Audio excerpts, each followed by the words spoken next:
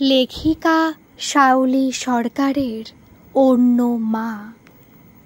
কাবেরী বেশ চিৎকার করে অয়নকে ডাক দিয়ে বলল, কিছুক্ষণের জন্য একটু তো ধরো ওদেরকে, আমার যে কোমর ধরে গেল। অয়ন হেসে বলল, গিন্নি এভাবে চলবে না, সারাদিন তুমি ছাত্র ঠ্যাঙাবে, সংসার সামলাবে, তারপর আবার তোমার সমাজ সেবা, এবং রাত ভোর আধা জেগে আধা ঘুমিয়ে তোমার দস্যি পুত্রদের সামলাবে। কয়টা করবে বলো একসঙ্গে? তোমার তো শরীর খারাপ হয়ে যাবে। তা কি করব বলো? তুমি তো 9টা বাজতেই সুটেড বুটেড হয়ে অফিসে বের হয়ে যাচ্ছ, ফিরছো দিন গড়িয়ে রাতে। তাছাড়া তোমার পুত্ররা তো প্যাঁচা হয়ে জন্মেছে, সকালে তেল মাখিয়ে খাইয়ে দিলেই ওনারা ঘুমিয়ে পড়েন, আবার দুপুরে তেল মর্দন করিয়ে স্নান খাওয়া করলেই তোমার বেটারা এক টানা ঘুম দেয়, সন্ধেবেলায় ওঠেন, আর উঠেই শুরু হয় ওনাদের দস্যিপনা। ভোর রাতে ওনারা ঘুমান। কাবেরী বলে উঠল। অয়ন তার যমজ ছেলেদের দিকে তাকিয়ে হাসতে হাসতে বলল, দেখ মা কি বলছে, তোরা নাকি প্যাঁচা, দিদার মাকে বড্ড নাকল করছিস তোরা। এই শুনে অবোধ শিশু দুটো আপন সুরে সুর মিলিয়ে হু হু করে যেন তাদের বাবার কথার জবাব দিল। এই দেখে অয়ন আর কাবেরীও হেসে উঠল। কাবেরী আর অয়নের বিবাহিত জীবন বছর 4। তার আগে তাদের বন্ধুত্ব 10 বছরের। ক্লাস 9-এর অয়ন প্রথম দর্শনেই কাবেরীকে ভালো লেগে গিয়েছিল। ওদের বাড়ির পাশের জায়গাটায় কাবেরীরা বাড়ি করে এলো। ধীরে ধীরে এই বাড়ি ওই বাড়ি এক আত্মীয়ের সম্পর্ক গড়ে উঠল। কাবেরীকে এক ঝলক দেখে প্রেমে পড়ে গিয়েছিল, বলতে পারিনি অনেক দিন, তবু কেমন করে যেন অয়ন আর কাবেরীর বন্ধুত্ব গড়ে উঠল। এভাবে কেটে গেল কয়েক বছর। একবার পাড়ার দুর্গাপুজোর প্যান্ডেলে অষ্টমীর দিন শাড়ি পরা কাবেরীকে দেখে হতবাক হয়ে গেল। এত সুন্দর লাগছে। বন্ধুরা উৎসাহ দিল, আরে কতদিন আর মনের কথা মনে না চেপে রাখবি, বলে ফেল সময় করে। কাবেরীও লক্ষ্য করল অয়নের মুগ্ধ দৃষ্টি। দশমীর দিন কাবেরী মায়ের সাথে দুর্গা মায়ের পায়ে বই ছোঁয়াতে গেল। গিয়ে দেখল প্রচণ্ড ভিড়। কাবেরী ঠাকুরের পায়ে বই ছুঁয়ে ঠাকুরের মঞ্চ থেকে নেমে এসে মায়ের জন্য অপেক্ষা করতে থাকলো। ওকে অপেক্ষা করতে অয়ন দূর থেকে দেখল, কাছে এসে বলল, তুই কবে সিঁদুর খেলবি? কাবেরী বলল, খেলবো তো, নিশ্চয়ই খেলবো, তবে তার জন্য আমাকে সঠিক বয়সে বিয়ে করতে হবে, একটা স্বামী না হলে আসামি জোগাড় করতে হবে। ওর কথায় অয়ন কেমন যেন ভ্যাবাচাকা খেয়ে গেল। কাবেরী তাই দেখে মনে মনে হাসতে লাগলো আর ভাবল, বেশি চালাকি করতে এসে দেখো কেমন বোকার বোবা হয়ে গিয়েছে। এখন মুখ দিয়ে কোনো কথাই বের হচ্ছে না। সাধে কি এর ডাকনাম ক্যাবলা? বন্ধুদের কথায় কাবেরীকে বলতে এসে অয়নের মনের কথা মনেই রয়ে গেল। কাবেরীও চেয়েছিল অয়নকে কিছু বলতে, কিন্তু সেও বলতে পারল না। এভাবে দুজনের মনের রং জমতে জমতে এক ফাগুনে প্রকাশ পেল। দুজনে দুজনকে তখন চোখে হারায়। অয়ন তার বাড়িতে গিয়ে ঠাকুমাকে ধরল। ঠাকুমা হেসে বললেন, দাদু ভাই, তোমার পেটে পেটে এত? ঠিক আছে, তোর বাপরে কই? আমার ব্যাটা কি কয় দেখি। ঠাকুমা দুই বাড়ির সবাইকে ডাকলেন, নিয়ে বসলেন এক মিটিংয়ে। কাবেরীর মা বাবাকে বললেন, আমার কাবেরী দিদিভাইকে খুব পছন্দ, তাই আমি চাই তাকে আমার নাতবউ করতে। তোমরা দুজনের অভিভাবক কি এই বিয়েতে রাজি আছো?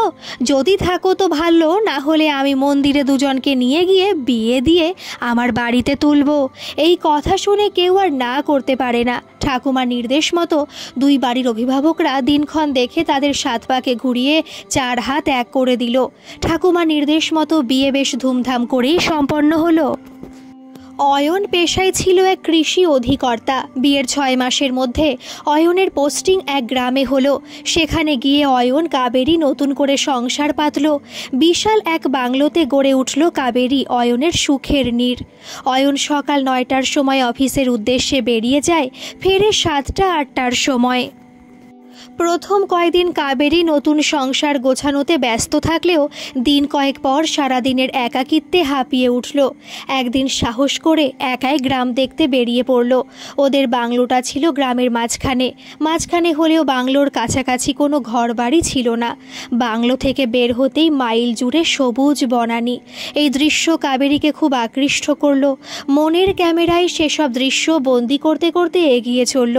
কিছু দূর চলার পর জনবসতি শুরু হলো। তাকে একা এভাবে হাঁটতে দেখে 2-4 জন মহিলা এগিয়ে আসলো এবং সবাই মিলে জটলা করে দাঁড়িয়ে রইল, কিন্তু কেউ এগিয়ে এলো না।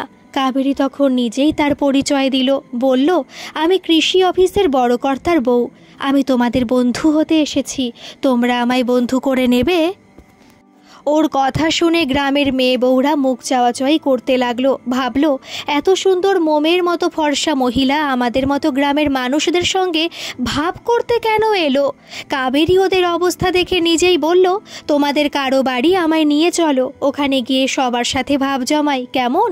ওর কথা শুনে খুব খুশি হয়ে বলল, তুমি আমাদের বাড়িতে আসবে? কাবেরী বলল, কেন আসবো না? তাছাড়া আমার খুব তেষ্টা আর খিদে পেয়েছে, অনেকক্ষণ ধরে হাঁটছি তো, গলা শুকিয়ে গিয়েছে, কেউ আমায় জল খাওয়াবে? বউগুলো কলকলিয়ে উঠল, কেন দেব না, চলো চলো। একটা বউ বলে উঠল, সরলা তোর ঘরেই বসা ম্যাডামকে। কাবেরী বলে উঠল, না না, আমাকে ম্যাডাম বলবে না, আমি তোমাদের দিদি হতে চাই, করবে তো? সবাই হেসে মাথা নেড়ে সায় দিল। কাবেরী ঢুকে দেখল কি সুন্দর নিকোনো পরিষ্কার বাড়ি। ওকে হাতে বোনা আসন পেতে বসতে দিল। বাকিরা দূরে দাঁড়িয়ে রইল। কাবেরী বলল, তোমরা দাঁড়িয়ে কেন, আমার পাশে এসে বসো। সবাই ইতস্তত করলেও আস্তে আস্তে ওকে ঘিরে সবাই বসে পড়ল। এমন সময় সরলা বলে মেয়েটি একটা থালাতে নানা রকমের নাড়ু আর জল নিয়ে উপস্থিত হলো। কাবেরী হাসি মুখে তা গ্রহণ করল, নিজে কয়েকটি নিয়ে সবার দিকে এগিয়ে দিয়ে বলল, এখান থেকে তোমরাও নাও, একা আমি এত খেতে পারবো না। সবাই এগিয়ে এসে নাড়ু নিয়ে ওর চারপাশে ঘিরে বসলো। কাবেরী খেতে খেতে সবার সাথে একে একে পরিচয় করলো। ওরা অবসর সময় কি করে, সারাদিন কি করে কাটায়, লেখাপড়া জানে কি না, এই সব খোঁজ খবর নিতে নিতেই কাবেরীর ঘন্টা 2 কেটে গেল। সূর্য তখন মধ্য গগনে। দুপুরবেলায় কেউ ওকে বাড়িতে যেতে দিল না। সরলা বলল, দিদি আজ দুপুরে আমার বাড়িতে 2টো শাক ভাত খাও, খেয়ে দে একটু গড়িয়ে রোদ পড়লে বিকেলে তোমার ঘরে যেও। কি গো, তোমরা কি বলো? সবাই হই হই করে বলে উঠল, হ্যাঁ হ্যাঁ। কাবেরী ওদের আন্তরিকতায় আর না করতে পারল না। সরলা এসে বলল, দিদি চলো, আগে হাত মুখ ধুয়ে নাও, তারপর আমি তোমার খাবার সাজিয়ে আনি। কাবেরী চলল সরলার পিছু পিছু। গিয়ে দেখল এক বালতি জল আর পাশে রাখা নতুন সাবান। ও হাত মুখ ধুয়ে নিতেই সরলা একটি নতুন গামছা এগিয়ে দিল। কাবেরী পরিষ্কার হতেই সরলা ওকে নিয়ে চলল খাবার জায়গায়। হাতে বোনা আসন পেতে ঘোমটা দেওয়া একজন বয়স্ক মহিলা খাবার সাজিয়ে বসে আছেন। কাছে যেতেই সরলা বলল, মা তুমি দিদিমণিকে হাওয়া করো। কাবেরী চেয়ে দেখল কাঁসার বাসনে ধবধবে সাদা মোটা চালের ভাত, শাক, 5 রকমের ভাজা, বাটিতে ডাল, তরকারি, মাছের ঝোল। কাবেরী খাবারের পরিমাণ দেখে বলল, করেছো কি? আমি এত খেতে পারবো না, উঠিয়ে নাও উঠিয়ে নাও। আমি ডাল আর ভাজা দিয়ে খাবো, আর কিছু না। ঘোমটার আড়াল থেকে সরলার মা বলে উঠল, না মা, ওই রকম কয় না, তুমি মা, সধবা মানুষ, মাছ তো তোমাকে খেতেই হবে। কাবেরী আর কি করে, বাধ্য মেয়ের মতো খেতে বসলো। মুখে দিতেই বুঝতে পারলো রান্নার কি স্বাদ। এমন সময় বাইরে গাড়ির আওয়াজ পাওয়া গেল। সরলা বলল, ওই দাদা এলো। কাবেরী তাকিয়ে দেখলো গাড়ি থেকে তার স্বামী অয়নের গাড়ির চালক বিকাশ নামছে। বিকাশ নেমেই কাবেরীকে দেখে আনন্দে বলে উঠল, ম্যাডাম আপনি এখানে? কাবেরীও বলে উঠল, তুমি এখানে? ওদের কথোপকথন শুনে সরলা বলে উঠল, দিদি উনি আমার দাদা হন, আর দাদা এই দিদি আমাদের গ্রাম দেখতে এসেছিলেন। আমরা এনাকে আজ আমাদের অতিথি করেছি, বলেছি দুপুরে 4টি ডাল ভাত খেয়ে বিকেলে রোদ কমলে বাড়ি ফিরে যেতে। কী রে দাদা, ঠিক করিনি? বিকাশ বোনকে বলল, খুব ভালো করেছিস। ম্যাডামের খাওয়া হলে আমাদের নতুন ঘরে বিশ্রাম করতে দিস। আমি বিকেলে এসে ম্যাডামকে বাড়ি পৌঁছে দিয়ে আসব। ম্যাডাম আপনি চিন্তা করবেন না, আমি স্যারকে বলে দেব আর বিকেলে এসে আপনাকে নিয়ে যাব। বিকাশ খেয়ে দিয়ে গাড়ি নিয়ে অফিসের উদ্দেশ্যে বেরিয়ে যায়। কাবেরীকে সরলা তাদের নতুন ঘরে নতুন চাদর বালিশ দিয়ে বিশ্রাম নিতে বলে। সরলা বলে, আপনি এখন বিশ্রাম নিন, আমি আর মা খেয়ে আসি। কাবেরী একটু গড়িয়ে নিয়ে ঘর থেকে বেরিয়ে এলো। বেলা তখন পড়ে এসেছে। বেরিয়ে এসে দেখলো গায়ের অন্য মেয়ে বউরাও পায়ে পায়ে সরলাদের বাড়ি উপস্থিত হয়েছে।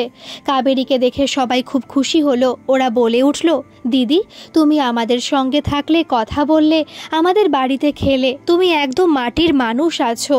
কাবেরী হেসে বলল, আমারও তোমাদের সঙ্গ খুব ভালো লাগলো। তোমরা সারাদিন কি করো? তোমাদের বাচ্চারা স্কুলে যায়? আর বলো তো, তোমরা কে কে লেখাপড়া জানো? ওরা বলল, বাচ্চারা যায় দু একজন, আমরা কেউ লেখাপড়া জানি না দিদি। তবে সরলা 8 ক্লাস অবধি পড়েছিল, ওর ছেলেটাও স্কুলে যায়। কাবেরী অবাক হয়ে বলল, সরলার ছেলে? ওর বিয়ে হয়েছিল? একজন বলল, হ্যাঁ দিদি, কিন্তু বছর ঘুরতে না ঘুরতেই 8 মাসের পোয়াতি সরলার বরটা সাপের কামড়ে মরল। তারপর ওর শ্বশুর বাড়ির লোক ওকে ঘর থেকে বেরই করে দিল। সরলা যে 8 মাসের পোয়াতি ছিল, এটা ওর শ্বশুর বাড়ির লোক ভুলেই গেল। অপয়ার স্বামী ঘাতনী কত কি বলে শাশুড়িটা আর ননদটা মিলে ঘাড় ধাক্কা দিয়ে মেরে ধরে শীতের রাতে ঘর থেকে বের করে দিল। সারা রাত মেয়েটা আমার ওই বাড়ির সামনের গাছতলায় রাত কাটালো। ওই গ্রামের একজন লোকের কাছ থেকে বিকাশ খবর পেয়ে মেয়েটাকে নিয়ে আইলো গো। ঘর থেকে বের হতে হতে সরলার মা মালিনী দেবী বলে উঠলেন। গ্রামের একটি বউ বলে উঠল, এরপর জানো গো দিদি, সরলার ছেলেটা হওয়ার পর ছেলেটারে নিয়ে টানাটানি শুরু করলো গো। পেটে থাকতে ছেলেটা ওদের কেউ না বলে সরলাকে ঘর থেকে তাড়াই দিল। সেই ছেলেটা হওয়ার পর শুরু করলো হুজ্জুতি। তখন হয়ে গেল ওদের বংশের ছেলে। একদিন রাতে গুন্ডা বাহিনী নিয়ে এসে 2 মাসের ছেলেটাকে সরলার বুক থেকে কেড়ে নিয়ে চলে গেল। বিকাশ থানা পুলিশ করে ছেলেটাকে সরলার বুকে ফিরিয়ে দিতে পেরেছিল। ফেরালে কি হবে? 2 দিন পর এসে তাণ্ডব শুরু করত। 5 বছরের হতে সরলা ছেলেটাকে স্কুলে ভর্তি করে দিয়েছিল, কিন্তু একদিন ওখান থেকে জোর করে ছেলেটাকে সরলার শ্বশুর তুলে নিয়ে গেল। থানা পুলিশ কোর্ট কাছারি করেও কিছু হয় না গো মা। ওরা টাকা পয়সা দিয়ে সব কিনে নিয়েছে। মেয়েটা আমার বড্ড অভাগী মা, মুখে কিছু বলে না। কাঁদতে কাঁদতে ওর চোখের জল শুকায় গেছে গো। মেয়েটার মুখ চায়ে বুক ফাটে আমার। আমরা কিছু করতে পারি না। বিকাশটা প্রতি মাসে সদরে যায় উকিলের কাছে, কিন্তু উকিলও কিছুই করতে পারে না। ওই পক্ষ কোর্টেই হাজিরা দেয় না। এতগুলো কথা একসাথে বলে উঠলেন মালিনী দেবী, বলে যেন অন্তর থেকে হাঁপিয়ে উঠলেন। এই কথাগুলো যখন বলছিলেন, সরলা দূরে মুখ নিচু করে দাঁড়িয়ে আঙুল দিয়ে শাড়ির আঁচল পেঁচাচ্ছিল। কাবেরী ওকে দেখতে পেয়ে ওর কাছে গিয়ে উপস্থিত হয়। সরলার কাঁধে হাত রাখতেই সরলা মুখ তুলে তাকায়। কাবেরী দেখে সরলার 2 চোখ জলে ভর্তি। কাবেরী মুছিয়ে দিতে গেলেই সরলা ওর বুকে ঝাঁপিয়ে কান্নায় ভেঙে পড়ে। অনেক কষ্টে সরলাকে শান্ত করে বলে, আমার এক ভাই আছে, সে উকিল, ওকে বলি দেখি কি করতে পারে।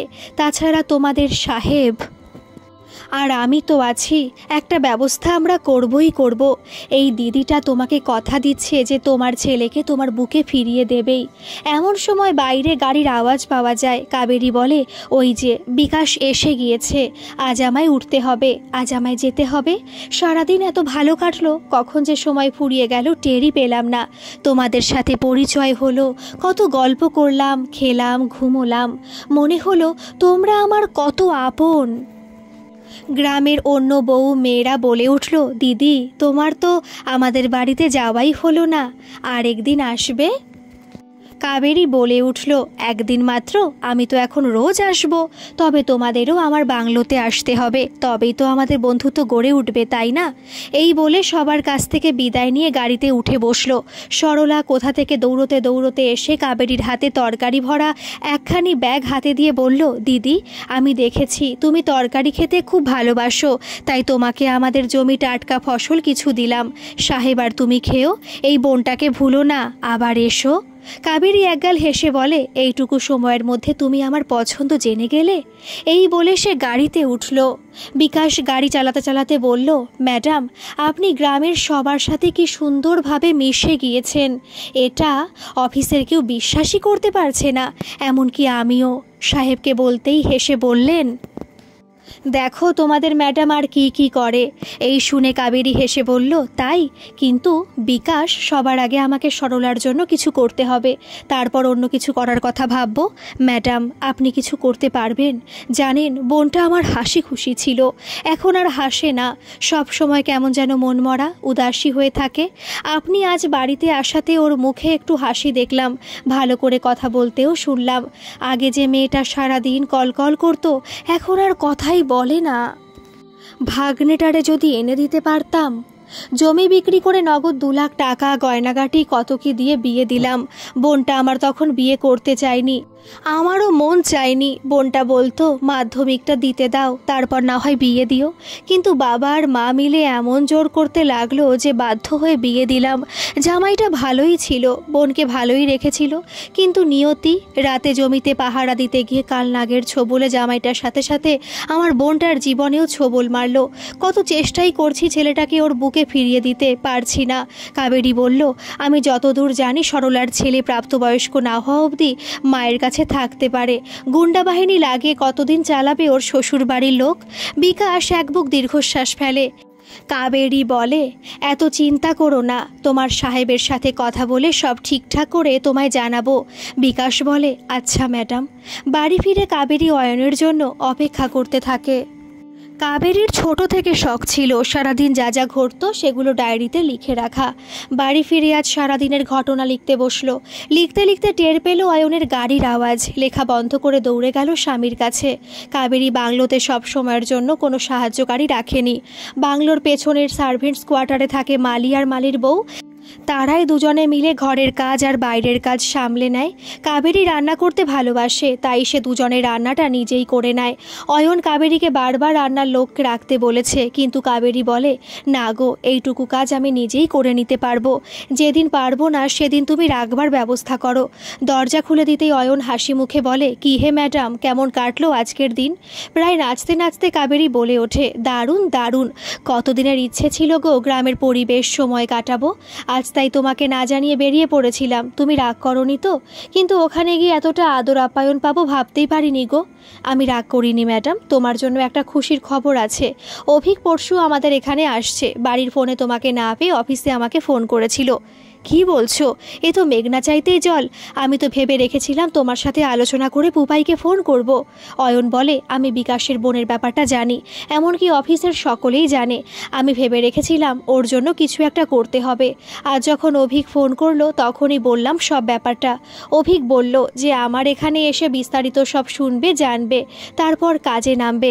আসলে অভিকও এখানে একটা কোর্টের কাজেই আসছে। দেখো, 2 ভাই বোনে মিলে মেয়েটার কি ব্যবস্থা করতে পারো? বিকাশের বোনের জন্য সবসময় মনমরা হয়ে থাকে বিকাশ। তাছাড়া তুমি তো আমার বীরাঙ্গনা, তোমাকে তো কম দেখলাম না। সেই ছোটবেলা থেকে তোমার সমাজ সেবার হাতে খড়ি হয়েছে, এখানে এসে কি থামবে? কাবেরী হেসে বলল, হয়েছে আমার বীর পুরুষ। আর বেশি বউয়ের প্রশংসা করতে হবে না, জামা কাপড় ছাড়ো, 4 ঝালমুড়ি আনছি। অয়ন বলল, রাতে রান্না হয়ে গিয়েছে তোমার? কাবেরী মাথা নেড়ে বলল, না। তাহলে করো না, চা মুড়ি খেয়ে দুজনে মিলে রান্না করব। তোমার সারাদিনের তোমার ভ্রমণ কাহিনী শুনবো। এই বলে অয়ন চলল ফ্রেশ হতে, কাবেরী চলল চা মুড়ি প্রস্তুত করতে। কাবেরী দেখেছে বিয়ের আগের থেকে অয়ন মুড়ির খুব ভক্ত। এখানে এসে মালি কাকাকে দিয়ে গ্রামের তাজা মুড়ি আনিয়েছে। অয়ন সকাল বিকেল মুড়ি খেতে খুব ভালোবাসে। কাবেরী চা মুড়ি তৈরি করে টেবিলে দিতেই অয়নও হাজির। দুজনে মিলে চা খেতে খেতে দুজনের সারাদিনের কথা বলতে থাকে। কাবেরী বলে, এবার তুমি যাও, একটু বিশ্রাম নাও, অফিসের কাজগুলো সেরে নাও, না হলে সারা রাত জেগে কাজ করবে। ওটি হতে দিচ্ছি না। আমি বেশি কিছু রান্না করব না, দুপুরে রান্না ধরাই পড়ে আছে, শুধু একটা তরকারি আর ভাত করব। অয়ন বলে, আরে চলো না, তরকারিটা কেটে দিই, কিছুটা সময় তোমার সাথে থাকি।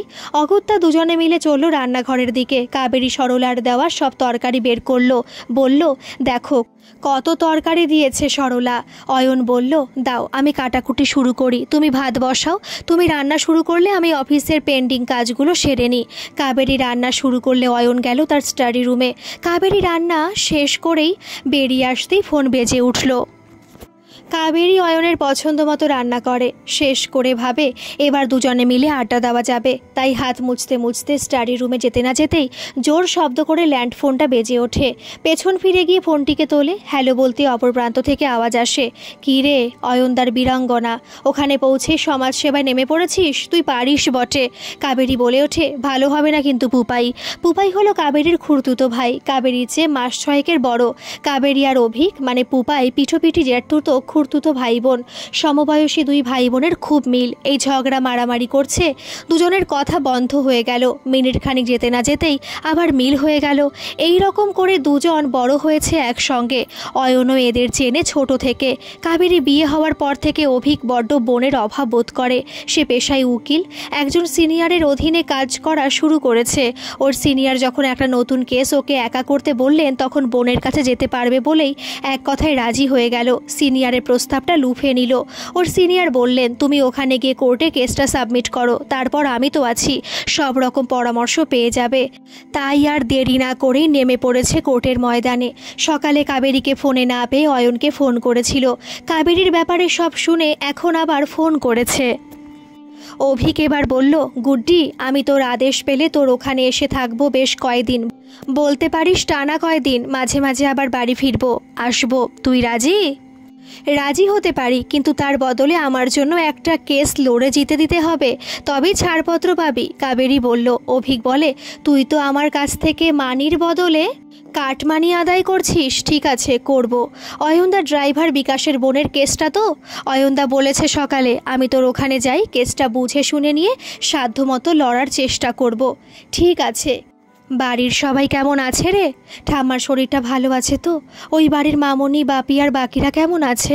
আমার কথা মনে পড়ে সবার। বলতে বলতে কাবেরী কেঁদে ওঠে। এই বোকামে, তুই কাঁদছিস কেন? এ বাড়ি ও বাড়ি প্রত্যেকে তোর কথা বলে। আমি আসবো শুনে অয়নদার ঠাম্মা তো আমার সাথেই উঠে পড়ে লেগেছে আসবার জন্য। নিয়ে আয় ঠাম্মাকে, দেখে যাক নাতি নাতবউ কেমন জমিয়ে সংসার করছে। না রে, এবার নয়, এবার খুব দৌড়ঝাঁপ আছে। এখন তো কেস চলাকালীন যাওয়া আসা চলবে, পরে দেখে শুনে একবার নিয়ে আসবো। অয়নদা কোথায় রে? তোরা দুজন ভালো আছিস তো? হ্যাঁ রে, খুব ভালো আছি। তোর অয়নদা অফিসের কাজে জমিয়ে কেমন সংসার করছি, এসে দেখে যা, তারপর দুই বাড়িতে রিপোর্ট করিস। হ্যাঁ আসছি, দেখি তুই কেমন ফাঁকিবাজি মারছিস। এখন রাখছি, ভালো থাকিস, দেখা হচ্ছে। কাবেরী ফোনে রেখে পেছন ঘুরতে অয়নকে দেখতে পায়। আচমকা দেখতে পেয়ে চমকে ওঠে, বলে ওঠে, এরকম চোরের মতো পেছনে দাঁড়িয়েছিলে কেন? আরে তুমি ফোনে এত মশগুল ছিলে যে আমার পায়ের আওয়াজও পাওনি। অয়ন একগাল হেসে বলে ওঠে, বলে, হলো কথাবার্তা? তা কবে আসবেন আমার শ্যালক মহাশয়? কাবেরী বলে, বলল তো দুদিনের মধ্যে। সত্যি অভিক দুদিনের মধ্যে এক সন্ধেবেলায় এসে পড়ল।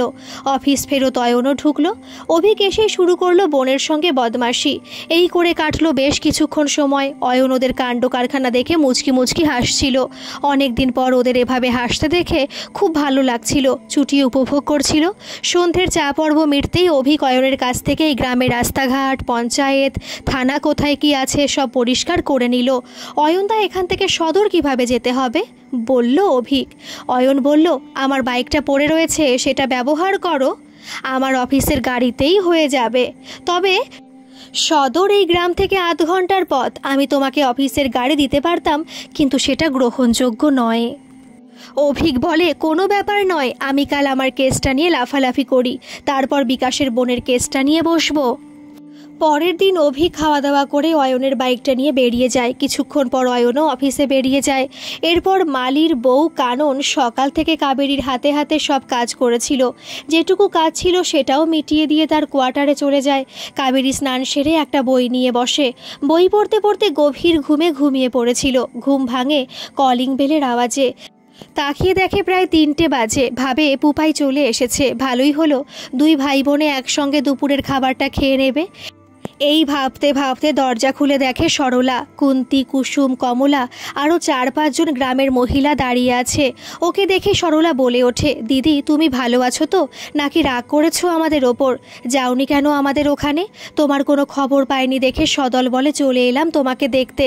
কাবেরী বলে, রাগ করব কেন? কুন্তি বলে, তাহলে তোমার কেন খবর পাইনি গো? সরলা বলে, দাদাও কোনো খবর দিতে পারলো না, তাই আমরা সবাই তোমার খোঁজ খবর নিতে চলে এলাম। তুমি রাগ করনি তো? আমি আসতে চাইনি গো, এরা জোর করে আমাকে জবরদস্তি নিয়ে আসলো। ও, আমাকে তোমার দেখতে ইচ্ছে হয়নি? কাবেরী বলে, তোমরা এসেছো আমার এখানে, খুব ভালো লাগছে, তবে দরজার সামনে দাঁড়িয়ে থাকবে নাকি? ভেতরে এসো। সরলা বলে ওঠে, আমরা ভেতরে যাব? কাবেরী বলে, কেন? আসবে না কেন? কুন্তি বলে, আমরা পাড়াগাঁয়ের মুখ্য মেয়ে মানুষ, তোমার মতো মানিগুণী মানুষের বাড়িতে ঢুকবো কি করে? নোংরা হয়ে যাবে যে। শুধু তোমাকে আমরা দেখতে এলাম গো, তোমাকে আমাদের খুব ভালো লেগেছে তাই। কাবেরী বলে, তোমাদের আমি বন্ধু পাতিয়েছি, সেখানে আমরা সবাই সমান। এসো এসো, সবাই ভেতরে এসে বসো, এই সোফাগুলোতে বসো, কিচ্ছু নোংরা হবে না, আমি তোমাদের জন্য শরবত নিয়ে আসি। ওরা ভেতরে এসে এক জায়গায় জড়সড় হয়ে দাঁড়িয়ে থাকে, সোফাতে কেউ বসে না। কাবেরী শরবত আর কিছু কেক নিয়ে এসে দেখে সবাই দাঁড়িয়ে আছে, বলে, কি ব্যাপার এখনো দাঁড়িয়ে আছো? আসলে তোমরা কেউ আমাকে বন্ধু ভাবো না, তাই এমন করছো। এবার কিন্তু আমি খুব রাগ করব। ওর এই কথা শুনে সবাই বসে পড়ে। কাবেরী হেসে বলে, এই তো আমার ভালো বন্ধুরা, নাও রোদে পুড়ে এসেছো, সবাই একটু শরবত খাও। একে একে সবাই এগিয়ে এসে হাত বাড়িয়ে শরবতের গ্লাস আর কেক নেয়। সরলা বলে, দিদি তোমার দুপুরের খাওয়া হয়ে গিয়েছে, আমরা অসময়ে এসে তোমায় বিরক্ত করলাম না তো? কাবেরী বলে, আরে না না, বিরক্ত কেন করবে? আর দুপুরের খাওয়া বলছো? সেটা যদি বলো ভাত খাওয়া। না, সেটা হয়নি বা করিনি। স্নান সেরে মায়ের হাতে তৈরি এক বাটি পায়েস খেয়ে ঘুমিয়ে পড়েছিলাম, আমার মা পাঠিয়েছেন আমার জন্য। সরলা আর কুন্তি একসঙ্গে বলে ওঠে, এই দেখো দেখি, এতক্ষণ বেলা হয়ে গেল, এখনো তুমি ভাত খাও নাই? যাও যাও, আমরা বসছি, তুমি ভাত খেয়ে এসো। কাবেরী বলে, না গো, আমি এত বেলাতে আর ভাত খাবো না। আসলে আমার এক ভাই এসেছে, ও দুপুরে আসবে বলে আমি অপেক্ষা করতে করতে ঘুমিয়ে পড়েছিলাম। ও তো এলো না এখনো, আর এত বেলা হয়ে গিয়েছে, আর খেতেও ইচ্ছে করছে না। আমার ভাই এসেছে বলেই তোমাদের কাছে যেতে পারিনি। সরলা, তোমার ছেলের কেসটা নিয়ে পুপাই মানে আমার ভাই 2-1 দিনের মধ্যেই কাজ শুরু করবে। এই শুনে সকলে খুশিতে মেতে ওঠে। কাবেরী বলে, এবার আসি আরেকটি কাজের কথায়, তোমরা আমার কাছে লেখাপড়া শিখবে তোমাদের অবসর সময়? সবাই মাথা নেড়ে বলে, শিখবো দিদি।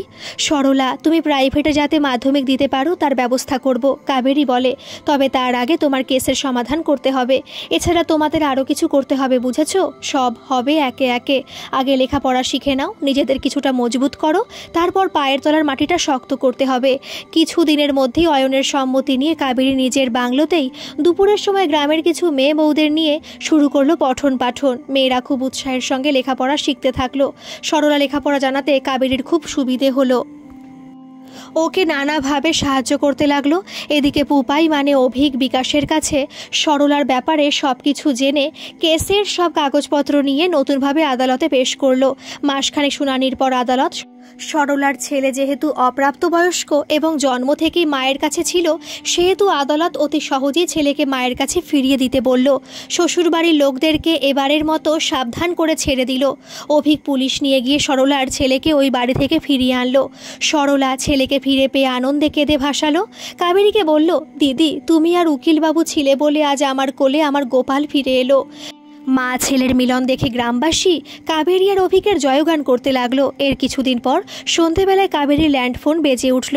কাবেরী ধরতেই অয়ন বলে উঠল, কাবেরী, অভিকের ওপর আক্রমণ হয়েছে, বিকাশকে পাঠাচ্ছি, তুমি তৈরি হয়ে এসো। টেলিফোনে অয়নের কথা শুনে কাবেরী চিৎকার করে ওঠে, বলে, কি হয়েছে সেটা বলো, পুপাই ঠিক আছে তো? অয়ন বলে, অভিক ঠিক আছে, তোমাকে আসতে হবে না, পরে শুনবে, আমি বাড়ি গিয়ে বলছি। কাবেরী বলে, না আমি আসছি। পুপাই আর তুমি কোথায় আছো? অয়ন বলে, তাহলে একা আসতে হবে না, বিকাশকে পাঠাচ্ছি। দৌড়ে তৈরি হতে যায় কাবেরী। হ্যাঁ, তৈরি হবার আগে কাউকে যেন ফোন করে। তৈরি হতে হতে বিকাশ এসে পড়ে। গাড়িতে উঠতেই কাবেরী জিজ্ঞেস করে বিকাশকে, কি হয়েছে বিকাশ? পুপাইকে কে আক্রমণ করেছে? বিকাশ বলে, মুখোশ পরা একদল গুন্ডা। তখন সন্ধে নেমেছে, আবছা অন্ধকার। উকিলবাবু বাড়ি ফিরছিলেন, এমন সময় আক্রমণ। প্রথম লাঠির বাড়িটা গাড়ির ওপর পড়ে, তাতে তিনি পড়ে যান। ওদিকে আলের পথ দিয়ে মাঠ থেকে ফিরছিল একদল কৃষি শ্রমিক। তারা দেখে ফেলে ব্যাপারটা। হই হই চিৎকার করে কৃষিবাবুর শালাকে কে যেন মারতেছে রে, ধর ধর বেটাদের ধর। তাদের হাতে যা ছিল তাই দিয়ে পিটিয়েছে ওই গুন্ডা বাহিনীকে। আসলে কৃষি শ্রমিকরা উকিলবাবুকে আমাদের অফিসে দেখেছিল, তাই সাহেবের শালাবাবুকে চেনে ওরা। কাবেরী বলে, ভাগ্যিস ওরা ছিল। হ্যাঁ ম্যাডাম, না হলে উকিলবাবুর কি হতো কে জানে। ওনার কিছু হয়নি, গুন্ডাগুলোকে সবাই মিলে মারতে মারতে থানায় নিয়ে গিয়েছে। ওনাকে মারার জন্য কে পাঠিয়েছে, কেন পাঠিয়েছে, এরপর পুলিশে রামধোলাই খেয়ে আসল খবরটা প্রকাশ পায়, তবেই ভালো, বলে বিকাশ। তবে ম্যাডাম, আপনি গিয়ে এখন কি করবেন? সাহেবের কথাই পুলিশ ঠিকমতো শুনছে না। কাবেরী বলে, চলো না গিয়ে দেখি। সত্যিই তাই, অভিক আর অয়ন চুপচাপ বাইরে বসে রয়েছে। কাবেরী গিয়ে বলল, কি ব্যাপার, তোমরা বাইরে কেন? পুপাই, তুই ঠিক আছিস? গুন্ডাগুলো কি লকআপে আছে? অয়ন বলে, হ্যাঁ এখনো পর্যন্ত আছে। এই থানা কার কথাই ওঠবোস করে? কাবেরী বলে, আর করবে না, আমি সেই ব্যবস্থা করে এসেছি। আমার বন্ধু মিতার মামা পুলিশ কমিশনার, তাকে ফোন করে এসেছি। সব ঘুঘুরা এবার ফাঁদে পড়লো বলে, তোমাদেরও ভেতর থেকে ডাক এলো বলে। কাবেরী এই কথা বলতে বলতে দেখে একদল উর্দিধারী মূর্তিমান দৌড়ে আসছে স্যার স্যার বলতে বলতে। তার মধ্যে একজন মোটা সোটা পুলিশ, যিনি আবার ওই থানার দারোগা, তিনি হাত কচলাতে কচলাতে এসে বললেন, স্যার আগে বলবেন তো আপনারা কমিশনারের আত্মীয়, নিন চলুন ভেতরে চলুন। কাবেরী বলে, কেন কমিশনারের আত্মীয় বলে আপনাদের এত আদিক্ষেতা কেন করেন? সাধারণ নাগরিকদের তুচ্ছতাচ্ছিল্য সরকারি বেতনে আপনাদের পোষায় না। আপনি পুলিশ পদে যোগদান করার সময় কি শপথ নিয়েছিলেন? মনে আছে সে সব কথা? না মনে করিয়ে দেব? আপনি কে আছেন ম্যাডাম? দারোগা বলে ওঠে, আপনার কমিশনারের ভাগ্নি। কাবেরী বলে, এই শুনে ঘাড় ঝুঁকিয়ে দারোগা বলে, ভেতরে চলুন সবাই, রিপোর্টটা করে নেবেন। অভিক বলে, সে তো লিখতে এসেছিলাম, আপনার কেরামতি দেখতে দেখতে ঘন্টা 2 কাটিয়ে দিলাম। আপনার কেরামতি এবার এই কেসে দেখান, নচেত এই যে আমার বোনটিরা দেখছেন, ঠান্ডা মাথায় আপনাকে ওর কেরামতি দেখিয়ে দেবে। দারোগা বলে ওঠে, হ্যাঁ হ্যাঁ স্যার। এরপর থানার ভেতরে গিয়ে অভিযোগ দরখাস্ত করা হয়। কাবেরী বলে, 24 ঘন্টা সময় দিচ্ছি, এর মধ্যে আসল অপরাধী খুঁজে বের করুন, না হলে আপনি তৈরি থাকুন আপনার পরবর্তী সমস্যার জন্য। সেটা কি হতে পারে একটু ভেবে রাখবেন। হাত আর মাথাটা আমার শান্তই থাকে, তবে খেপে গেলে সব সময় ঠিক রাখতে পারি না, এটা জেনে রাখবেন। না হলে মুশকিলটা আপনার আর আপনার বাহিনীকে ভোগ করতে হবে। সব কাজ মিটলে ওরা গাড়িতে ওঠে। অয়নের বাইকটা একটু ড্যামেজ হয়েছে, ওটা এখন মাইল খানিক দূরে এক গ্যারেজে দেওয়ার ব্যবস্থা করেছে গ্রামবাসী। গাড়িতে উঠে কাবেরী বিকাশকে বলে, বিকাশ গ্রামের স্বাস্থ্যকেন্দ্রটা কোথায়? অভিক বলে, এত রাতে স্বাস্থ্যকেন্দ্রে গিয়ে কি করবি? কাবেরী বলে, তোর চিকিৎসা করার জন্য। আরে আমার কিছু হয়নি, অভিক বলে। কাবেরী বলে, সেটা না হয় বাইরে থেকে বোঝা যাচ্ছে না, কিন্তু ভেতরে যদি কিছু হয়ে থাকে? আমি কোনো ঝুঁকি নিতে চাই না। হ্যাঁ অভিক, কাবেরী ঠিকই বলেছে। হ্যাঁ বিকাশ, চলো গাড়িটা ঘুরিয়ে নিয়ে চলো স্বাস্থ্যকেন্দ্রের দিকে। অয়নের কথায় বিকাশ গাড়ি ঘোরাতে ঘোরাতে বলে, সাহেব যাচ্ছি বটে, তবে ডাক্তারবাবু আছেন কি না? কাবেরী বলে, মানে এখানেও গন্ডগোল? উনি ঠিক করে আসেন না, না থাকেন না? বিকাশ বলে, দুটোই ম্যাডাম, সপ্তাহে 2 দিন 2 ঘন্টার জন্য আসেন, কিছুক্ষণ রোগী দেখে ফিরে যান। কাবেরী বলে, গ্রামের মানুষের চিকিৎসা পরিষেবা চলে কি করে? বিকাশ বলে, নারায়ণদা বলে একজন আছেন, সেই ওষুধপত্র দেয়। অভিক বলল, অয়নদা হয়ে গেল আপনার বউয়ের, আজ রাতেই অভিযোগপত্র লিখতে বসবে, কাল সকালে আপনার দায়িত্ব পড়বে তা পোস্ট করবার। অভিকের কথা শুনে সবাই হাসতে থাকে। সবাই স্বাস্থ্যকেন্দ্রে হাজির হয়। গিয়ে দেখে ডাক্তারবাবু তল্পি তল্পা গুটিয়ে বাড়ি যাবার জন্য রওনা হচ্ছেন। ওদের দেখে ডাক্তারবাবু বলেন, কি ব্যাপার, কারা আপনারা? অসময় কেন ভিড় করেছেন? কাবেরী বলে, অসময় মানে? সেবা কেন্দ্রের আবার কিসের সময়? রোগী এসেছে, তাকে দেখুন। ডাক্তার বলে, এখন হবে না, সামনের সপ্তাহে আসুন। কাবেরী বলে, প্রয়োজন এখন, দেখবেন সামনের সপ্তাহে। আপনারা কেন এই পেশায় আসেন? বাড়িতে থাকলেই পারেন। ডাক্তার বলে, সরুন, আমি এখন বাড়ি যাব, বাইরে গাড়ি দাঁড়িয়ে আছে, যত সব। কাবেরী বলে, তার মানে আপনি রোগী দেখবেন না? ডাক্তার বলে, বললুম তো এখন পারবো না। বিকাশ বিকাশ বলে চিৎকার করে ওঠে। বিকাশ দৌড়ে আসতেই কাবেরী বলে, বিকাশ এই ডাক্তারের গাড়ি চেনো? বিকাশ মাথা নাড়তেই কাবেরী বলে, যাও ওই গাড়ির চাকার হাওয়া বের করে দাও। বিকাশ বের হতে গেলে ডাক্তার তাকে আটকায়, বলে, এর মানেটা কি? কাবেরী বলে, শুদ্ধ বাংলা ভাষায় বলছি, রোগী দেখুন, আপনার কর্তব্য সম্পন্ন করুন, না হলে আপনার গাড়ির সাথে সাথে আপনার হাওয়াটাও আমি টাইট অর্থাৎ শক্ত করে ফেলবো। ধমকে বলে ওঠে কাবেরী, দেখুন। ডাক্তার কাবেরীর রুদ্রমূর্তি দেখে অভিককে চেক আপ করে। অভিক বাইক থেকে পড়ে যাওয়াতে কোমরে চোট পেয়েছিল, হাত পাও ছড়ে গিয়েছিল। সব কিছু দেখে নিয়ে ওষুধ লিখে দেন ডাক্তার। কম্পাউন্ডার কাম সাহায্যকারীকে বলে ওষুধগুলো দিতে। ওরা সবাই ওষুধ নিয়ে বাড়ি ফিরতেই দেখে বাংলোর সামনে ভিড় করে দাঁড়িয়ে আছে সরলা, কুন্তি, আরও কয়েকজন কৃষক ভাই। ওরা নামতেই সরলা এগিয়ে এসে বলে, দিদি উকিলবাবু ভালো আছেন তো? কাবেরী বলে, হ্যাঁ গো ভালো আছে। তোমরা কেন এত রাতে এখানে এসেছো? কাল সকালে আসতে পারতে। সরলা বলে, শুধু তার জন্য আসিনি গো দিদি, এত রাতে তুমি আবার রান্না করবে, তাই তোমাদের জন্য রান্না করে এনেছি, তোমাকে আর এই বেলা রান্না করতে হবে না। এই শুনে কাবেরী সরলার কাছে এসে বলে, আমার কোনো বোন নেই, থাকলে বোধহয় এমনই করতো। অভিকের দিকে চেয়ে বলে, না রে পুপাই। পুপাইও বোনের কথায় মাথা নেড়ে সায় দেয়। অয়ন বলে, বিকাশ, অনেক রাত হয়েছে, সারাদিন সবার ধকল হয়েছে, এই গাড়িতেই সবাই বাড়ি ফিরে যাও, আর গাড়ি তোমার বাড়িতেই রেখো, অফিসে রাখতে যেতে হবে না। অয়নের কথায় সবাই অবাক হয়ে ওর মুখ চাওয়াচাই করে। সরলা কুন্তি ভেতরে গিয়ে খাবারগুলো রেখে কাবেরীকে বিদায় জানিয়ে সবাই বেরিয়ে যায়। গতকাল রাতে খেতে খেতে কাবেরীরা তিনজনে অনেকক্ষণ গল্প করছিল সারাদিনের কর্মকাণ্ড নিয়ে। কাবেরী সব সেরে স্বাস্থ্য দপ্তরে চিঠি লিখতে বসে। তার আগে কমিশনার মামাকে থানা থেকে শুরু করে স্বাস্থ্যকেন্দ্রে কি ঘটল সব বিস্তারে জানায়। উনি কাবেরীকে বলেন, স্বাস্থ্য দপ্তরে তুই একটা অভিযোগপত্র পাঠা, বাকিটা আমি দেখছি। সেই মতো সে চিঠি লিখতে বসে। অয়ন এই সময় কাবেরীকে চিঠি লিখতে বারণ করে, বলে, কাল সময় মতো লিখে রেখো, আমি পোস্ট করে দেব। কিন্তু একগুয়ে কাবেরী বারণ শোনে না। কাল অভিযোগপত্রটা লিখে শেষ করে বেশ রাত হয়ে যায় শুতে। অয়ন অভ্যেস মতো ভোরে উঠে দেখে কাবেরী গভীর ঘুমে মগ্ন। ভাবলো, কাল শুতে এত দেরি করেছে, তাই এখনো ঘুমোচ্ছে, ঘুমুক। সে যোগব্যায়াম সেরে চা বসাতেই দেখে অভিকও উঠে গিয়েছে। অভিক বলে, অয়নদা, তোমার জিম্মায় আজ সকালে নাস্তা? অয়ন বলে, না, আগে চা জল খাই, তারপর ম্যাডাম না উঠলে সকালের জলখাবার বানাবো। চা খাবে তো? অভিক বলে, অবশ্যই খাবো। অয়ন বলে, যাও তাহলে ফ্রেশ হয়ে এসো তাড়াতাড়ি। অভিক ফ্রেশ হয়ে আসতে দুজনে মিলে বাগানে গিয়ে বসে। চা পান করতে করতে দুজনে মিলে নানা আলোচনা করতে থাকে। এদিকে মালি আর মালির বউ যে যার কাজে লেগে যায়। তার আগে অয়ন ওদেরকে ডেকে বলে, তোমরা বেশি আওয়াজ করো না, ম্যাডামের ঘুম ভেঙে যাবে, অনেক রাতে শুয়েছে। মালি বউ, সবার আগে রান্নার ঘরটা পরিষ্কার করে দাও, আমি যাব রান্নাঘরে, আর তোমার হয়ে গেলে আমাকে জানিয়ে যেও। মালিবু অবাক হয়ে সাহেবকে তাকিয়ে দেখে, শেষে মাথা নাড়িয়ে চলে যায়। ওরা চা খাওয়া শেষ করতেই মালিবু এসে জানিয়ে যায় তার রান্নাঘর পরিষ্কার হয়ে গিয়েছে। অভিক বলে, চলো অয়নদা, দুজনে মিলে করে ফেলি। অয়ন বলে, চলো। তা কি খাবে? লুচি আলুর দম চলবে? অভিক বলে, চলবে মানে দৌড়বে, তুমি বানাতে পারো?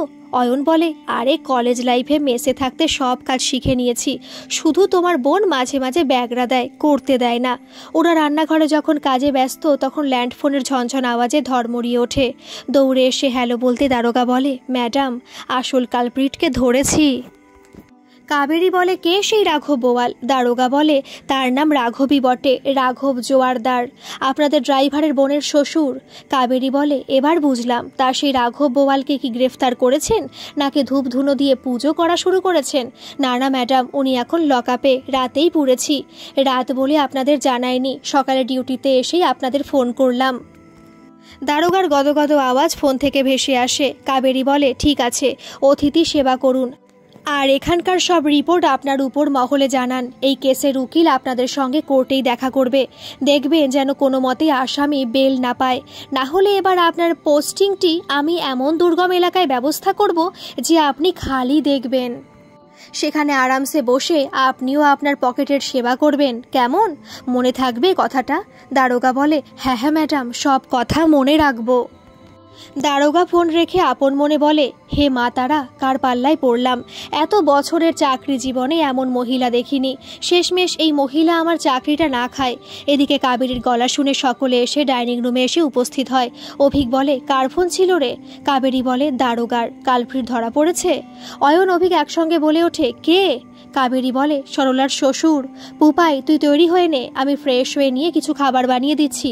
অভিক এসে বলে, কি বানাবি গুড্ডি? লুচি আলুর দম? কাবেরী একটু থেমে চিন্তা করে বলে, ঠিক আছে, 10 মিনিট সময় দিয়ে বানিয়ে দিচ্ছি। কাবেরী ফ্রেশ হয়ে এসে দেখে ডাইনিং টেবিলে অয়ন খাবার সাজিয়ে বসে আছে। ও অবাক চোখে স্বামীর কাণ্ড তাকিয়ে দেখতে থাকে। অয়ন বলে, কি ব্যাপার গিন্নি, কি দেখছো ড্যাব ড্যাব করে? কখন বানালে এসব, আমাকে ডাকোনি কেন? কাবেরী কপট রাগ অভিমান দেখিয়ে বলে। অয়ন বলে, তুমি কোনোদিন এতক্ষণ তো ঘুমাও না, আমিও একটু দেরিতে বের হব, তাই শালাবাবু আর আমি দুজনে মিলে বানিয়ে ফেললাম আজকের নাস্তা। তোমার সবচেয়ে পছন্দের খাবার খাও, গরম চা লুচি দিয়ে। ওদের কথার মাঝে অভিক তৈরি হয়ে বেরিয়ে আসে। কাবেরীকে বলে, দে দে খাবার দে গুড্ডি, দারোগার অতিথির একটা ব্যবস্থা করে আসি, ব্যাটা যাতে বেল না পায় তার ব্যবস্থা করতেই হবে। সরলার ছেলেটাকে ফিরিয়ে আনার দিন আমাকে শাসিয়েছিল, সেটাই সত্যি করে ছাড়লো ওই ব্যাটা মোড়ল। ক্ষমতার কি অপব্যবহার করে চলেছে, আমাকে বাড়তে গুন্ডা বাহিনী পাঠিয়েছে তো। এবার মোড়লের এমন কেস দেব যে বছর 5 আগে জেলে থেকে বের হতে পারবে না। সত্যি তাই হলো। অভিকের ওকালতিতে মোড়লের সব অন্যায়ের শাস্তি হলো 5 বছরের জেল, অনাদায়ে 1 লাখ টাকা জরিমানা হলো। এর মধ্যে 6 মাস কেটে গিয়েছে।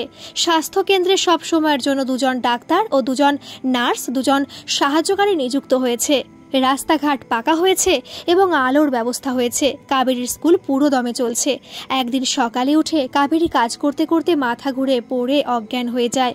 পাশে ছিল মালি বউ। সে দেখে চিৎকার করে ওঠে। রাঘব জোয়ারদারের শাস্তি হবার পরে কেটে গিয়েছে বেশ কয়েক মাস। সরলা একদিন কাবেরীর কাছে এসে নিজের ছেলেটাকে আবার স্কুলে ভর্তি হবার ইচ্ছে প্রকাশ করল।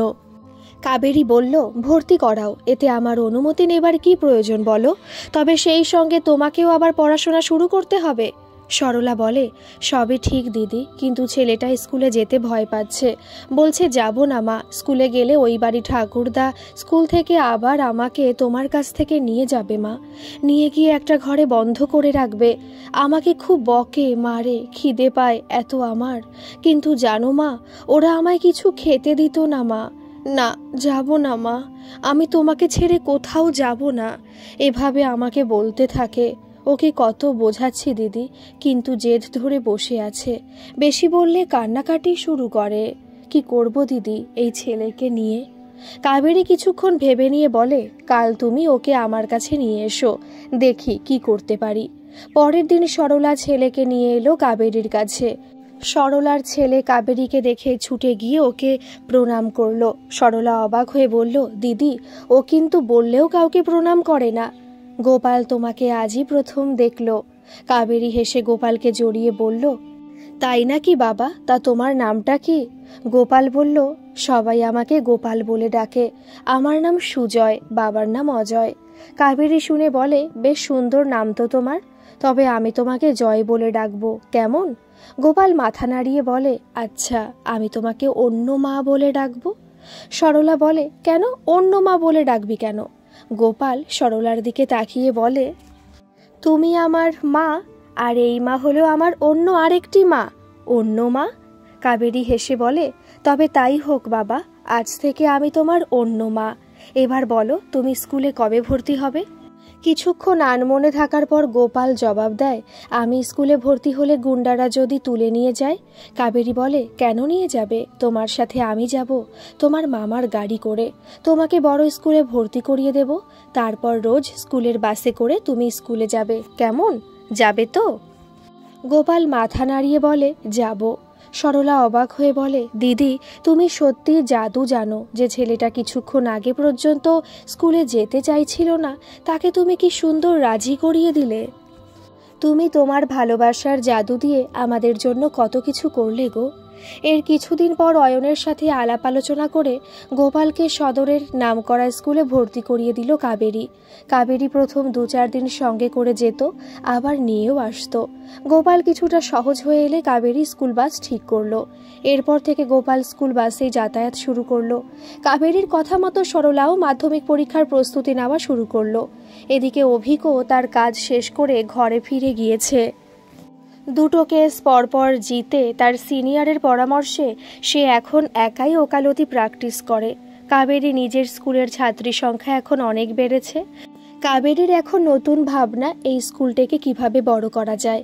এই নতুন ভাবনা নিয়ে জোর কদমে কাজকর্ম শুরু করে, প্রচণ্ড দৌড়ঝাঁপ শুরু করে। প্রায় দিনই অল্প কিছু রান্না করে অয়নকে খাইয়ে দাইয়ে অফিস পাঠিয়ে নিজে কিছু মুখে দিয়ে স্কুলের জায়গা নির্বাচন, স্কুলের বিল্ডিং তৈরির ফান্ড জোগাড় করা ইত্যাদি কাজ করে চলে। তার প্রায় দিনই ঠিকমতো খাওয়া দাওয়াই হয় না। শরীরটাও তার ভালো নেই, স্বাস্থ্যটা একটু ভেঙে পড়েছে, খাওয়ায় অরুচি ধরেছে, শরীরে সবসময় বমি বমি ভাব। স্কুলের কাজ মোটামুটি যখন সব তৈরির পথে, তখন একদিন দুপুরে কাজ করতে করতে কাবেরী মাথা ঘুরে পড়ে যায়। মালি বউ তখন ঘরের কাজ করছিল। কাবেরীকে পড়ে যেতে দেখে চিৎকার করে ওঠে। ওর চিৎকারে মালি দৌড়ে আসে, দুজনে মিলে ধরে বিছানায় শুইয়ে দেয়। মালি প্রথমে স্বাস্থ্যকেন্দ্রে ডাক্তারকে ফোন করে বাংলোতে আসতে বলে, তারপর অয়নকে অফিসে ফোন করে সব ঘটনা জানিয়ে বাড়ি ফিরে আসতে বলে। ডাক্তার আর অয়ন প্রায় একই সঙ্গে বাংলোতে প্রবেশ করেন। ডাক্তার চিন্তিত মুখে কাবেরীর পরীক্ষা শুরু করেন।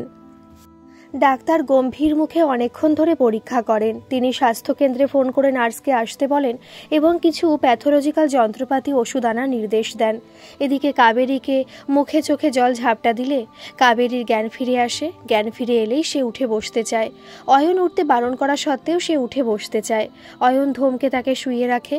ডাক্তার নার্সকে কতগুলো পরীক্ষা করার নির্দেশ দেন। সেই মতো নার্স কাবেরীর রক্ত, ইউরিন ইত্যাদি নিয়ে যায় স্বাস্থ্যকেন্দ্রে। ডাক্তারবাবু অয়নকে ডেকে বলেন, ম্যাডাম খুব দুর্বল, ওনাকে একটু সাবধানে রাখবেন, প্রেশারটা একদমই লো, খাওয়া দাওয়া করাবেন। তবে আপনাদের জন্য সুখবর আছে মনে হয়, কাল রিপোর্টগুলো পেলেই সঠিকভাবে জানতে পারা যাবে এবং কালকেই আমি জানিয়ে দেব। এই বলে ডাক্তার আর নার্স বেরিয়ে যায়। অয়ন কাবেরীকে বিশ্রাম নিতে বলে, তারপর রান্নাঘরে ঢুকে চার স্যান্ডউইচ বানিয়ে আনে। দুজনে মিলে গল্প করতে করতে খেয়ে নেয়। অয়ন বলে, আজ রাতে আমিই রান্না করব। কাবেরী বলে, কেন? আমার কিছুই হয়নি, আমি করতে পারবো। অয়ন বলে, না, তুমি বই পড়ো আর বিশ্রাম নাও। তা মেম সাহেব, ডিমের ডালনা, বেগুন ভাজা আর ভাত আপনার আহারে প্রস্তুত করব, আপনার চলবে তো? কাবেরী হেসে বলে, দৌড়বে। এই বলে অয়ন রান্নাঘরে গিয়ে চটপট রান্না বসিয়ে দেয়। মাঝে মাঝে গিয়ে কাবেরী কি করছে দেখে আসে। রান্না শেষ করে এসে দেখে কাবেরী ঘুমিয়ে পড়েছে। অয়ন এই ফাঁকে অফিসের কিছু কাজ নিয়ে বসে। অফিসের কাজ করতে করতে রাত অনেক হয়ে যায়। অয়ন কাবেরীকে ডেকে তুলে দুজনে মিলে রাতের খাবার খায়। পরের দিন সকালে স্বাস্থ্যকেন্দ্র থেকে ফোন আসে।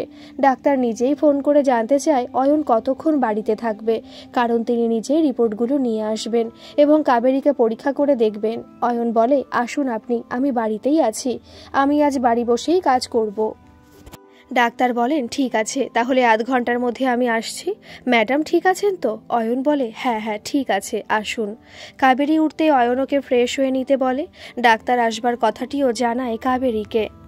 কিছুক্ষণের মধ্যে ডাক্তারবাবু এসে হাজির হন। তিনি হাসি মুখে ঢুকতে ঢুকতে বলেন, আপনাদের দুজনকে অভিনন্দন, মিষ্টি মুখ করান। তার এই কথা শুনে কাবেরী আর অয়ন দুজনে মুখ চাওয়াচাওয়ি করতে থাকে। অয়ন বলে, ব্যাপারটা কি ডাক্তারবাবু বুঝতে পারলাম না।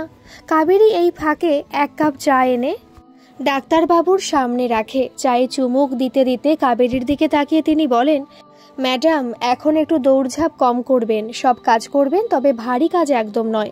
সবসময় হাসি খুশি থাকবেন, গান শুনবেন, বই পড়বেন, ঘুরবেন, বেড়াবেন, কারণ আপনি মা হতে চলেছেন। এই বলে ডাক্তারবাবু হাসতে থাকেন। অয়নের হাতে কাবেরীর রিপোর্টগুলো দিয়ে তিনি বলেন, আমি কাউকে দিয়ে রিপোর্টগুলো পাঠাতেই পারতাম, কিন্তু ম্যাডাম সেই দিন আমার ভুলগুলো ধরিয়ে দিয়ে আমাকে মানুষ করেছেন, তাই আমি নিজেই এলাম রিপোর্টগুলো নিয়ে।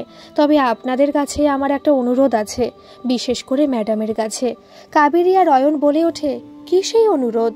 ডাক্তারবাবু বলেন, ম্যাডাম, আপনার চিকিৎসা আমি করতে চাই, ধরুন এটা আপনার এক ছোট ভাইয়ের আবদার। কাবেরী বলে, অনুরোধ রাখতে পারি, তবে একটি শর্ত আছে, রাখবেন? ডাক্তারবাবু হ্যাঁ বলতে কাবেরী হেসে ডাক্তারবাবুকে বলল, প্রথমে ম্যাডাম বলা বন্ধ করতে হবে। আপনি আমার যে বয়সে বড় তার উপর একজন ডাক্তার। আপনার সব সময় ম্যাডাম ম্যাডাম বলা আমার পছন্দ নয়। সেদিন রাগের মাথায় আপনাকে কি বলতে কি বলেছি তার ঠিক নেই। এখন তো আপনি পরিবার নিয়ে এখানেই থাকছেন, সবার চিকিৎসা করছেন। আপনার উৎসাহে স্বাস্থ্যকেন্দ্র ধীরে ধীরে বড় হচ্ছে, একদিন বড় হাসপাতালে পরিণত হবে। কত আধুনিক যন্ত্রপাতি বসিয়েছেন, এটা কি কম বড় কথা? এক নাগাড়ে কথাগুলো বলে কাবেরী থামল। কাবেরী যখন কথা বলছিল, ডাক্তার সরোজ ঘোষ মাথা নিচু করে কথাগুলো শুনছিল। কিছুক্ষণ পর মাথা উঠিয়ে তিনি বললেন, সবই আপনার জন্য ম্যাডাম। কাবেরী ধমকে উঠল, আবার ম্যাডাম? অন্য কিছু বলা যায় না? সরোজ ঘোষ বলে উঠলেন, আপনাকে দিদিভাই বলে ডাকতে পারি? কাবেরী বলে, নিশ্চয়ই পারেন। ডাক্তার বলে উঠলেন, জানেন, আপনার মতো আমার এক দিদি ছিল, সে আপনার মতো আমাকে শাসন করত, ভুলটা দেখিয়ে দিত। খুব ছোট বয়সে জ্যাঠামশাই ওকে বিয়ে দিয়ে দেন, মাত্র 13 বছর বয়সে। 1 বছর পর বাচ্চাটা হতে গিয়ে বর্দি মারা যায়। বর্দির খুব ইচ্ছে ছিল আমি ডাক্তার হই, মানুষের সেবা করি। সেদিন আপনি আমাকে ধমকানোর পর বাড়িতে গিয়ে জ্যাঠাইমাকে ধরে কেঁদেছি। উনি বললেন, যা ওখানে গিয়ে ডাক্তারি কর, মানুষের সেবা কর, টাকা পয়সা কামাতে হবে না, মানুষের ভালোবাসা সম্মান কামাই কর। ওই মেয়েটা তোর ভুলটা ধরিয়ে দিয়ে তোর বর্দির কথা মনে করিয়ে দিয়েছে। পারলে ওই মেয়েটার পাশে একজন দাদা হিসেবে থাকিস। তাই আমি আপনার এই সুখবর শোনানোর জন্য, আপনার চিকিৎসার ভার নেবার জন্য ছুটে এসেছি। আমি কি আপনার চিকিৎসার ভার নিতে পারি? আমি একজন স্ত্রীরোগ বিশেষজ্ঞ, আপনাদের ভয় পাবার কোনো কারণ নেই।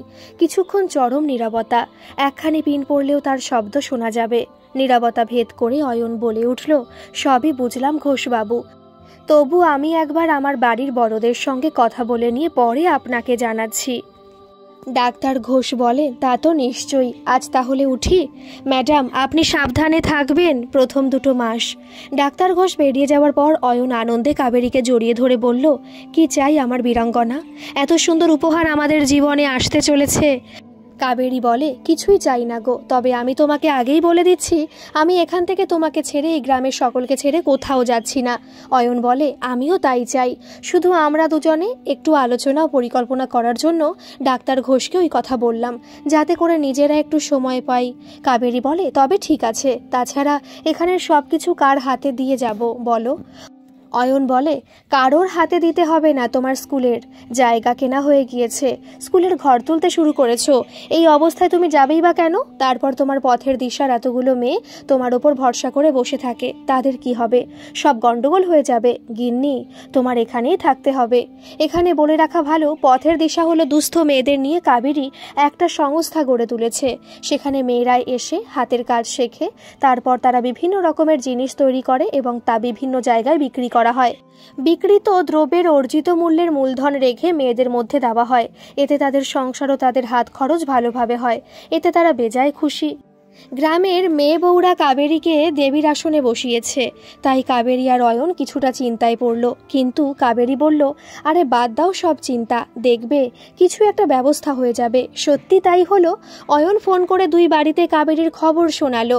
আনন্দে তারা মাতোয়ারা হয়ে উঠলেন। এই খবর শোনার পর তাই তারা ঠিক করলেন দুজনের বাড়ির লোক পালাক্রমে ওদের সঙ্গে এসে থাকবেন। কাবেরীকে দেখভাল করার জন্য গ্রামের প্রত্যেকটি মানুষও যেন সদা ব্যস্ত হয়ে উঠল। কাবেরীর ডেলিভারির সময় এগিয়ে আসতে লাগলো, তখন দুজনেরই মা তাদের সঙ্গে এসে থাকতে লাগলেন। যথাসময় কাবেরী নির্বিঘ্নে যমজ সন্তান প্রসব করল। বাড়ির লোক, গ্রামের লোক খুশিতে আনন্দে উৎসব শুরু করলো। ডাক্তার ঘোষ এখন আর কাবেরীকে ম্যাডাম বা দিদিভাইও বলে ডাকেন না, কাবেরীকে ডাকেন বন্টি বলে। কাবেরীও তাকে দাদাভাই বলে ডাকে। এখন এই 2 ভাই বোনের সম্পর্ক বড়ই মধুর। অয়নের মা দিন 15 থেকে নিজের বাড়িতে ফিরে গেলেন। কাবেরীর মা রয়ে গেলেন মেয়ে ও জামাইয়ের সঙ্গে, বিশেষ করে নাতিদের মোহে রয়ে গেলেন। কিন্তু নাতিরা তো রাতে ঘুমায় না, সারাদিন ঘুমোয়। আর রাত হলে শুরু হয় তাদের দুষ্টুমি। কাবেরী নানা রকমভাবে চেষ্টা করেও তাদের ঘুম পাড়াতে পারেনি। মাস 3 বয়স হয়েছে কাবেরীর বাবান আর টুবানের। অয়ন তাদের নাম রেখেছে সায়ন আর রায়ান। একদিন কাবেরী মা বলেন, এবার আমাকে যেতে হবে রে, তুই কি একা পারবি আমার দাদু ভাইদের সামলাতে? কাবেরীর মাথা নাড়িয়ে সায় দেয়, তাহলে কি করব মা? সবাই চিন্তায় পড়ে যায়, নানা আলোচনা চলতে থাকে। অয়ন বলে, গিন্নি, এভাবে চললে হবে না, তোমার শরীর ও কাজ 2 জায়গায় সমস্যা হবে, খুব শীঘ্রই একটা ব্যবস্থা করতে হবে। এদিকে সরলার প্রাইভেটে মাধ্যমিক দেওয়া শেষ হয়েছে। সরলার গোপাল এখন কাবেরীর বড্ড নাওটা হয়েছে, আর বাচ্চারা আসবার পর সে যেন আরও কাবেরীকে শক্ত বাঁধনে বেঁধে ফেলেছে। কাবেরীর থেকে কিছুতেই কাজ ছাড়া হতে চায় না। সবাই এখন বলে কাবেরীর 3 ছেলে। কাবেরী, অয়নও তাই ভাবে। তাই তারা সরলার অনুমতি নিয়ে ঠিক করে গোপালকে দত্তক নেবে। কাবেরী তার জয়কে চিরদিনের মতো নিজের করে নেবে। তার পরিচয় হবে কাবেরীর বড় সন্তান হিসেবে। অভিক সেই মতো ব্যবস্থা করে কাবেরীকে সেই সন্তান উপহার দেয়। সরলাও খুব খুশি হয়। কাবেরী যখন 3 ছেলেকে নিয়ে ব্যতিব্যস্ত, তখন একদিন সরলা এসে বলে, দিদি, আমি তোমার কাছে একটা প্রস্তাব রাখতে চাই, তুমি কি রাখবে? কাবেরী বলে, বলো। আমি যদি তোমার এখানে থেকে তোমার কিছু কাজে সাহায্য করতে পারি তাহলে তুমি দেবে আমাকে? সরলা বলে। সরলার এই কথা শুনে কাবেরী বলে, সে তুমি আমার বোন, আমার বাড়িতে তুমি থাকতেই পারো, কিন্তু এই কথাটা বিকাশ তোমার মা বাবা কি মেনে নেবেন? সরলা বলে, হ্যাঁ দিদি, আমি সবার সাথে আলোচনা করেই তোমায় বলছি। কাবেরী বলে, তাহলে ঠিক আছে, তবে তোমাকে পড়াশোনাটা চালিয়ে যেতে হবে, তাহলেই আমি রাজি। কি, রাজি তো? সরলা কাবেরীকে জড়িয়ে ধরে বলে, দিদি, আমি রাজি, রাজি আছি।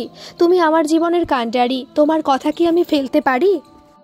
এভাবে দিন চলে তার নিজস্ব গতিতে। আজ গোপাল বিটেক পড়ে তার অন্য মায়ের কাছে এসে দাঁড়িয়েছে।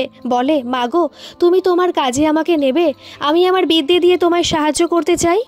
কাবেরী গর্বে ওর মাথা চুমেও আশীর্বাদ করে বলে, হ্যাঁ রে, তুই আজ থেকে আমার কাজের সারথি, তুই যেদিকে নিয়ে যাবি সেদিকেই যাব। গোপাল তার অন্য মায়ের চরণ ছুঁয়ে বলে, আমি প্রাণপণ চেষ্টা করব। তাছাড়া আর কয়েক বছর পর আমার ভাইরা, কাবেরীর যমজ ছেলে, ডাক্তারি পাশ করে আমাদের সঙ্গে যোগদান করবে। আমার সাথে ওদের কথা হয়ে গিয়েছে।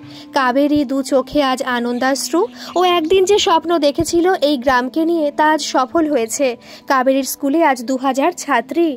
স্কুল আজ উচ্চ মাধ্যমিক অবধি হয়ে গিয়েছে। পথের দিশারি আজ দেশে বিদেশে পরিচিত। নানা জায়গায় তার জিনিসপত্র বিক্রি, প্রদর্শনী হয়।